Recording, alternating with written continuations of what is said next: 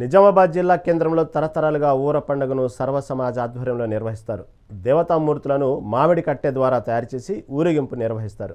నగరానికి మంచి జరగాలని ఈ ఊర పండుగను నిర్వహిస్తారు. ఇక పండుగ ఏర్పాట్లపై మరింత సమాచారం మా నిజామాబాద్ ప్రతినిధి ఆనంద్ పాల్ అందిస్తారు.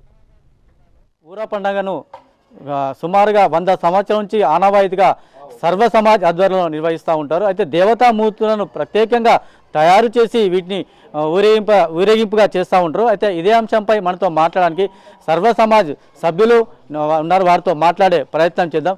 సార్ చెప్పండి, అయితే ఈ ఊర పండుగ ఉందో ఆనవాయితీగా ప్రతి సంవత్సరం నిర్వహిస్తూ ఉంటారు, ఎందుకు నిర్వహిస్తూ ఉన్నారు, అసలు ప్రధాన కారణం ఏంటి? ఇది మా పెద్దల నుంచి వచ్చిన ఆచారం అండి.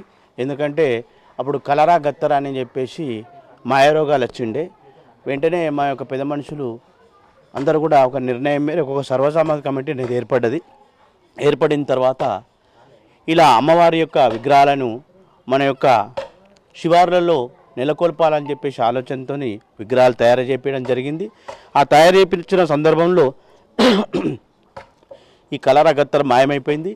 అలాగే పిల్లలు కూడా పెద్దలు కూడా ఆరోగ్యాలతో ఉండడం మరియు పాడి పంటలు పశు సంపద కూడా నిండుగా పెరగడం వలన ఈ కార్యక్రమాన్ని ఆనవాయితీగా చేయడం జరుగుతున్నది. అయితే మరొకరు ఉన్నారు, వాళ్ళతో అయితే ఎవరైతే ఉన్నారో ఈ దేవతామూర్తులను చెక్తూ ఉంటారు. అయితే దేవతామూర్తులను చెక్కిన తర్వాత వీటిని ఊరేగింపుగా తీసుకెళ్తారు. సుమారుగా ఎప్పటి నుంచి ఈ దేవతా విగ్రహాలు చెక్తూ ఉన్నారు?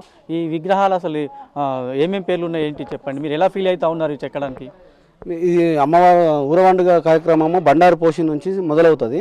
బండారు పోసిన తర్వాత మంగళవారం నాడు బండారు పోసినాక అమ్మ మామిడి చెక్కతో విగ్రహాలు తయారు చేస్తాము. మామిడి చెక్క దగ్గరికి పోయి చెట్టు దగ్గరికి పోయి పూజా కార్యక్రమం నిర్వహించుకొని తీసుకొని వచ్చి ఆ రోజు ముహూర్తం చేసి మొదలు పెడతాము. ఓన్లీ మామిడి చెక్కనే అమ్మవారికి మామిడి చెట్టు మామిడి వృక్షము అమ్మవారి స్వరూపము లక్ష్మీ స్వరూపం కాబట్టి పోచబలన అమ్మవార్లని మామిడి చెక్కలతో తయారు చేస్తాము. ఆ రోజు నుంచి శనివారం సాయంత్రం కల్లా పూర్తి చేస్తాము. పూర్తి చేసుకొని ఆ రోజు సాయంత్రం శనివారం సాయంత్రము అమ్మ తొలి పూజ జరుగుతుంది. రాత్రి 12 గంటలకు మా కొండల రాయుడు భోగంసాని 2 సార్గమ్మలు వడ్డదాతితో ఉంచి మిగతా దేవతామూర్తులు రాత్రి 12 గంటల తర్వాత శారదాంబ గద్దె కిల్లా వద్దకు బయలుదేరుతాయి. ఉదయం ప్రొద్దున సభాసమా కమిటీ ఆధ్వర్యంలో పూజలు జరిగి ఊరేగింపుగా బయలుదేరుతుంది.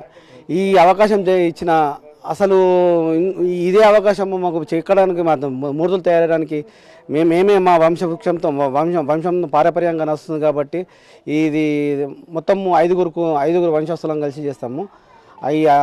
మాకు దక్కడం ఇది పెద్ద అదృష్టంగా భావిస్తున్నాం సార్.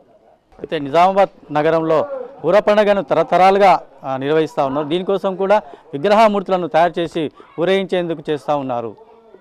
కెమెరామెన్ రవీందర్తో ఆనంద్ పాల్, మెగా 9 నిజామాబాద్.